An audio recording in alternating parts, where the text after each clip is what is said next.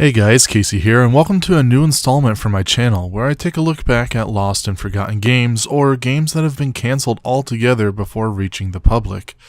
Today I want to take a look back at a game called DeckSplash, an arcadey skateboarding game that was best described, I think, as a cross between EA's Skate and Nintendo's Splatoon franchise.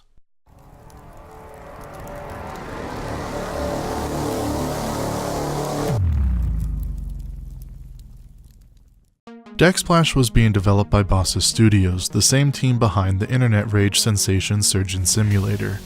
In early November of 2017, Bossa Studios released a free week of DeckSplash on Steam, allowing players to jump in and get a feel for it themselves. The free week was set to go from November 10th through the 17th, and if at the end of the week more than 100,000 players downloaded the game, they would release DeckSplash in full. However, clearly this never happened because obviously I'm talking about it right now in this video. So what was DeckSplash? DeckSplash was set to be a multiplayer online game where players would take control of individual uniquely designed skateboards. At the start of each 3-minute round, players would jump, trick, and grind their way around the stages, with each combo or trick landed, splashing their team's color on the ground, claiming a chunk of the map for a territory control style game. While nothing all that original, as we've seen game modes similar to it, for instance in Tony Hawk's Pro Skater series called Graffiti, but what made DeckSplash unique, in my opinion at least, was its tight focus on the single game mode, and hugely satisfying controls. Within minutes I found myself flying around the maps, pulling off some insane combos and tricks, and nothing was more satisfying than triggering your blast ability to wreck a nearby enemy player, ruining their combo and giving your team that much more of an edge. However, I feel like this concept didn't translate well to all players. Countless matches I ended up playing in would pair me up against a team that seemingly didn't know a single thing about the game, even days into the free week.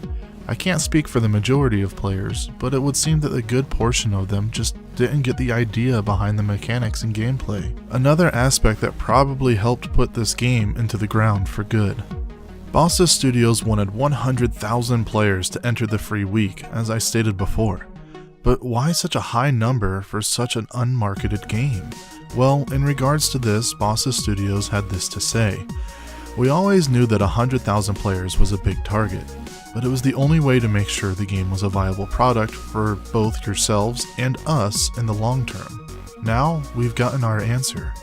In short, Bossa Studios knew that the game would need a large player base in order for the game to survive, since after all it was strictly an online multiplayer game, so hitting such a large number of players within the first week it was available would prove to the developers that the game was worth putting their time and effort into. Unfortunately, I think the time that the game was released for its free week was very poorly scheduled. Within the same month, we had colossal multiplayer releases such as Battlefront 2, Destiny 2, and Call of Duty World War II. To top it all off, DeckSplash already had a loot box system implemented from the very beginning, and while the loot boxes could be obtained freely with in-game time, there's always a particular looming dark cloud when players see loot boxes implemented into a small indie game, as it could very quickly just turn into a cash grab. So where did this all lead for Bossa Studios and DeckSplash? Well, at the end of the free week, just around 65,000 players downloaded and played the game, with those players' retention time trailing off significantly after just a few hours of playing. DeckSplash was a cool concept with real potential, but with its overzealous player count goal, confusing mechanics to casual players, a poorly timed free week, and the potential threat of a loot box system, players just never grabbed on. So DeckSplash will eventually fade into obscurity with only a small number of people who can say that they've ever played it. I personally am glad that I did, and honestly, I wish the game had reached its goals, because I personally found the game fun and unique, if only for an hour or so at a time. But, as Bossa Studios has said, the team working on DeckSplash will now move on to other projects, taking the knowledge gained from the past year to build an even better game. I look forward to seeing what that is. Thanks for watching, guys. If you enjoyed this new style of video, please be sure to let me know by liking the video, commenting, and subscribing. Well, I'll see you all in the next video.